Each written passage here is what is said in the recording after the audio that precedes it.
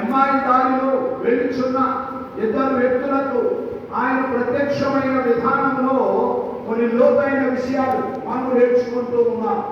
దానిలో ఒకటి గడిచిన వారంలో నేర్చుకున్నాం.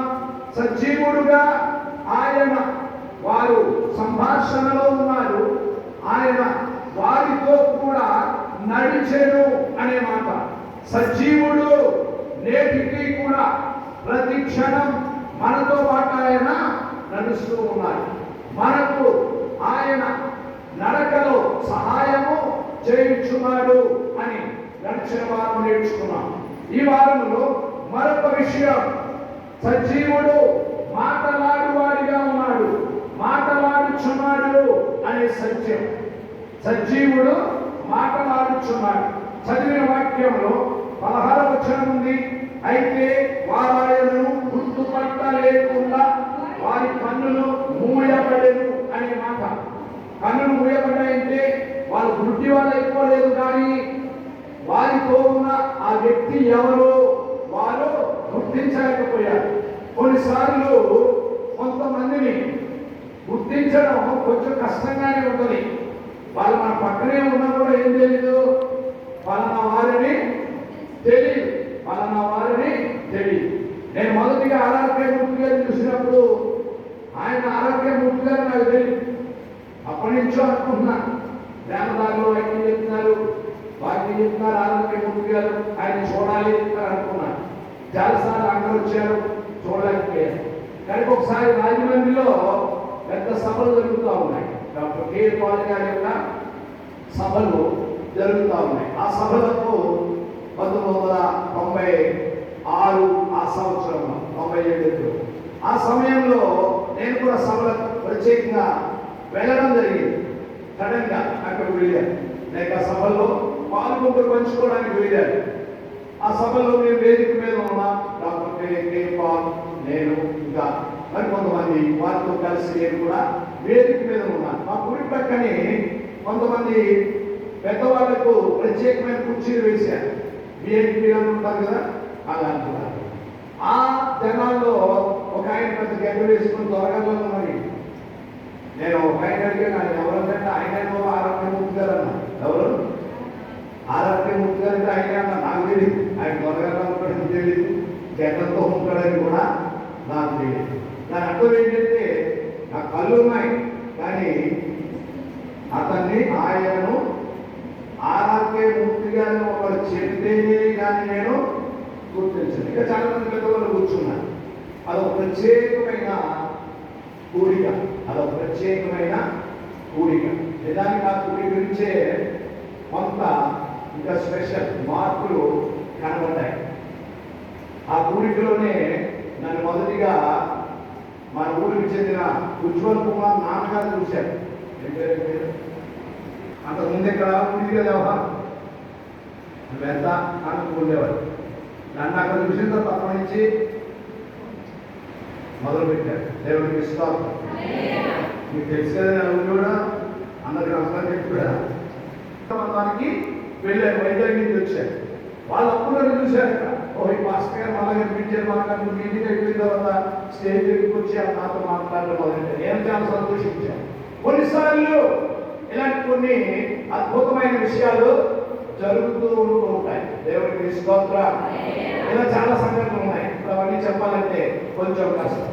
వీరికి దేవుడే ఆ దృష్టిని మరలింపజేశాడు. ఎందుకంటే ఆ సజీవుడు ఏం చేస్తాడు, సజీవుడి యొక్క క్రియలేమిటి అన్నది మనకు నేర్పించడానికి.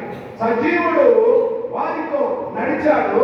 తర్వాత అంటున్నాడు, ఆయన మీరు నడుచుచు ఒకరితో ఒకరు చెప్పుకొనుచున్న ఈ అర్థమైంది. ఆయన మాట్లాడుతున్నట్టు వాళ్ళతో మీరేదో చెప్పుకున్నారు కదా, ఈ సంగతి ఏంటి అని అడిగారు. అక్కడ మనకు అర్థమవుతుంది, సజీవుడు మనతో మాట్లాడువాడు, మన సంభాషణలు ఆలకించుచు మన సంభాషణలో కలవడానికి ఇష్టపడుతున్నవాడు. సజీవుడు మనతో నడుచువాడిగా ఉన్నాడు. సజీవుడు నీతో నాతో ఈ రోజుకి కూడా మాట్లాడుతూనే ఉన్నాడు. వ్రాయబడిన తన వాక్యం ద్వారా మాట్లాడుతూ ఉన్నాడు. పలుకబడుచున్న ఈ వాక్యంలోని ప్రబోధనల ద్వారా దేవుడు నీతో సజీవుడిగా మాట్లాడుచూ ఉన్నాడు. ఎవరైనా సైలెంట్ గా ఉండిపోయారు అనుకోండి, మీరందరూ ఏమంటారు? ఆయన ఉన్నాడు కానీ పలుకులేదు, ఉడుకులేదు. ఏమిటదు? ఉడికంటే ఏంటమ్మా? తెలుగు టీచర్ రాకూడదు, ఏం బాధపడకండి. నాకు కూడా ఏం చేయాలి, మీకు అసలు ఏం కాదు. కానీ ఏం లేదు, ఉడుకు అనే మాట మాత్రం. అలాగంటే కూడా మనం బాధపడుకుంటాం. ఒకప్పుడు ఒక లాయర్ గారు తన క్లయింట్ కి బాగా ట్రైనింగ్ ఇచ్చాడు. ఏ ట్రైనింగ్ ఇచ్చాడంటే, నేను బోర్డులో పిలుస్తారు, పిలిచిన తర్వాత ప్రతి ప్రశ్నకు నీ ఒకటే జవాబు. ఏంటి జవాబు అంటే పాపా అన్నాను. ఏ ప్రశ్న కానీ జవాబు ఏం చెప్తున్నాడు? పాప అంటే కాడికి జడ్జి గారు జవాబు వచ్చి ఇంటి తీసుకొచ్చారు, ఏమో నోరు లేదు, ఎవరు మెంటల్గా ఉన్నాడు అని చెప్పి కూడుకుంటు కేసు కొట్టేశారు.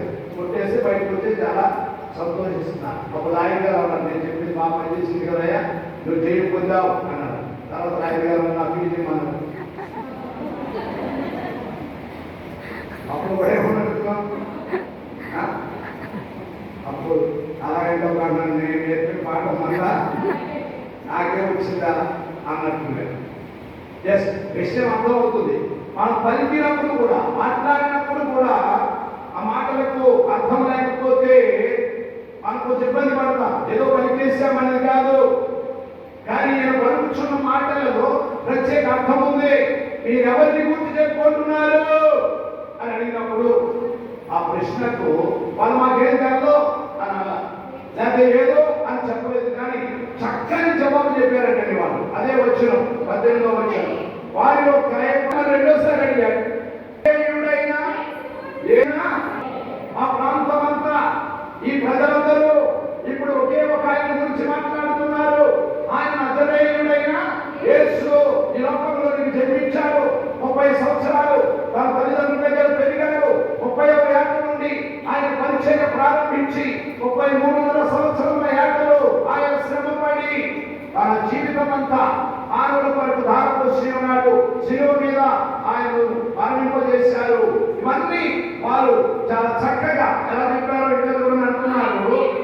సంగతి ప్రధాన యాజకులను అధికారులు ఆయన చిన్న ప్రశ్న అడిగాడు, అదేమిటి అని అడిగాడు. తర్వాత అది ఏమిటి అని అడిగినప్పుడు వీరిద్దరూ కూడా జరిగిన విషయాలన్నీ వారు కూడా గ్రహించారు. వారు వెళ్ళొచ్చు అయిపోయింది అని అనుకోలేదు. వారు ఆయన కూర్చొని మాట్లాడుకుంటూ ఉన్నారు. తప్పక మన జీవితాల్లో కొన్ని పరిస్థితులు తిరిగి వెళ్ళవలసిన పరిస్థితి వచ్చినప్పుడు కూడా మనం ఆయనను కూర్చి మాట్లాడుకుంటే ఆయన కూడా మనతో మాట్లాడతాడు. దేవుడికి స్తోత్రం. దేవుడి గురించి మాట్లాడడం కొంతైనా మనం అర్థం చేసుకోవాలి. దేవునితో మాట్లాడుతా అనే దానికంటే దేవుని గురించి మాట్లాడుతాడు, ఆయన ఆనందిస్తాడు. నాకు తెలిసినది నేను దేవుని గురించి నీకు చెబుతూ ఉన్నాను, లేక ఇది మేము విన్నది, ఈ సత్యాలు మమ్మల్ని కలవరపరుస్తున్నాయి. ఆయన వారితో ఈ మాటలు విన్న తర్వాత మరలా ఆయన మాట్లాడటం మొదలుపెట్టాడు. యేసయ్య మాట్లాడితే తిరిగి ఆయన తన గ్రంథంలో నుండి మాటలే మాట్లాడతారు. దేవునికి స్తోత్రం. నిన్ను బలపరిచే మాటలు, ఎవరికి అవసరమైన సహాయక మాటలు దీనిలో దేవుడు ఉంచాడు. అక్కడ వారికి మాట్లాడుతూ కొంచెం గద్దించాడు. అవివేకులారా, మందమతులారా అనే మాటలు, foolish and slow to understand అనే మాటలు ఇంగ్లీష్ లో వాడబడుతూ ఉన్నాయి. అనగా వెంటనే గ్రహించలేకపోతున్నారు మీరు. నా ప్రియ బిడ్డలుగా సాగుచున్న మీరు తప్పక ఈ విషయాలు విన్నారు, కానీ ఇంకా నమ్మలేకపోయారు. అందుకనే ఆయన వారికి ప్రత్యక్షమై వారితో కూడా నడుస్తూ వారితో మాట్లాడుచూ ఉండేను. ఇంకా ఈ సంఘటనలో సజీవుడు వారి యొక్క కన్నులను తెరచుట, వారితో కలిసి సంభాషించుట, ఈ విషయాలు ఇంకా కొన్ని ఉన్నవి ప్రభు చిత్తమైన వచ్చే వారంలో మనం ధ్యానిస్తాం. ఈ దినమున చిన్న వర్తమానం మనం నేర్చుకుంటున్నాం. సజీవుడు నీతో కూడా నడుచుచూ ఉన్నవాడు, సజీవుడు మనతో నేటికి మాట్లాడుచూ ఉన్నవాడు. దేవుడికి స్తోత్రం. పాట కూడా పాడతాం కదా, మాట్లాడి దేవుడవు నీవు అనగా వేరొకటి గురించి మనం మాట్లాడుకోవడం లేదు అక్కడ. కానీ నీ వారాన్నిచ్చున్న దేవుడు నీతో మాట్లాడుచు ఉండుట, మాట్లాడుతాడు, నిన్ను బలపరచుతాడు. నీకు ఆయన అవసరమైన ఆయన మాటలను నేను బలపరచడానికి ఇష్టపడుచున్నాను. దేవుని మాటలు మనల్ని ఎప్పుడు కూడా వెన్ను తట్టి ముందుకు నడిపించేది. ఈ దినమున అయ్యా నా పరిస్థితి ఎలా ఉంది అనుకుంటున్నాను. నీతో దేవుడు మాట్లాడుచున్నాడు. ఆయన విడిచిపెట్టలేదు. ఆయన నీకు నీ పట్ల సైలెంట్ గా లేడు. ఆయన మాట్లాడని వాడిగా ఆయన లేడు. మాట్లాడి తిరిగి నేను బలపరచుతాడు. ఆయన ఇష్టపడుచు ఉన్నాడు. ఇంకా ప్రముఖమై దేవుని వరకు నీతో నడుచువాడు, నీతో మాట్లాడువాడు, ఈ సత్యములను మనం గ్రహించిన వారమై ఆసక్తితో ముందుకు సాగిపోదాం.